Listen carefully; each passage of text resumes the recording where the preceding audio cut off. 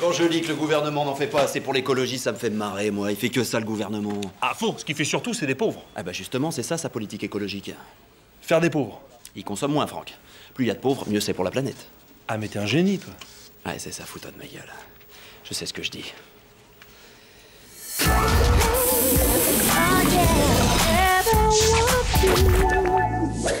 Oh, Rémi, tu vas adorer, écoute ça. Laissez-moi lui annoncer la bonne nouvelle. Une bonne nouvelle, vous nous quittez, Martine. Non, c'est à propos de votre politique d'écologie compensatoire. Ah, ma fierté. Un arbre planté chaque jour pour compenser la pollution de notre usine de fabrication. Si vous respirez encore, c'est un peu grâce à moi, Martine. Oui. Nos émissaires de Tokia, ils sont très sensibles. Sensible, ça les a mis sur le cul. Un soit Plutanche et je vous garantis qu'ils signent dès demain. Plutanche? Bah oui, c'est pas le bled où tu plantes nos arbres. Si, direction Moutot, à l'abri derrière la colline. Eh bien, Franck Action, amenez-y tout de suite ton client. Hop. Faut d'abord me promettre de dire au président qu'on devra cette signature à mon ami Rémi. Non, on va pas l'emmerder avec ça. Si. Pour une fois que vous avez l'occasion de briller, il serait injuste de vous en priver. Comptez sur moi pour souligner votre action. Alors, qu'est-ce qu'on dit à son vieux pote? Connard. Quoi? Mais y a pas d'arbre, Franck. Y a jamais eu d'arbre. À Plutanche? À Poutanche. Direction Moutot.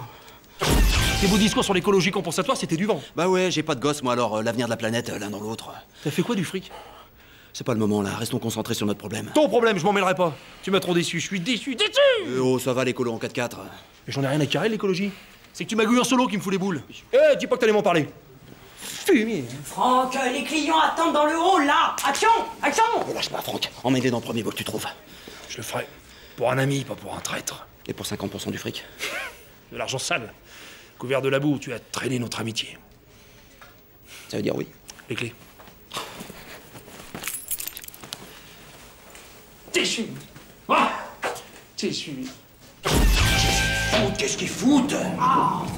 Rémi, nos clients sont rentrés de Plutanche, figurez-vous qu'ils n'ont pas vu un seul arbre. Alors ne tirez pas de conclusion hâtive, Martine. Je peux tout vous expliquer. Pas la peine, j'ai bien compris. Non, les apparences sont trompeuses. Les arbres ne sont pas encore plantés parce qu'il y a eu un retard de livraison des jeunes pousses. Vous dites?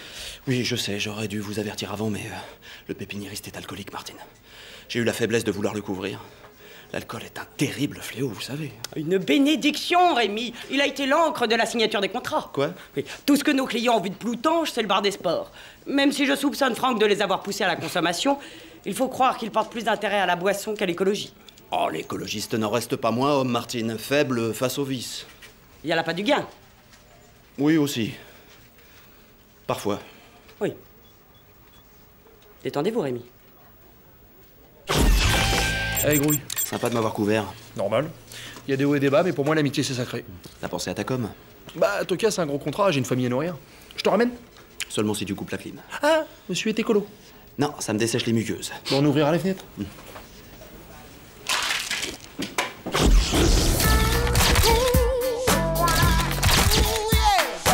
Oh,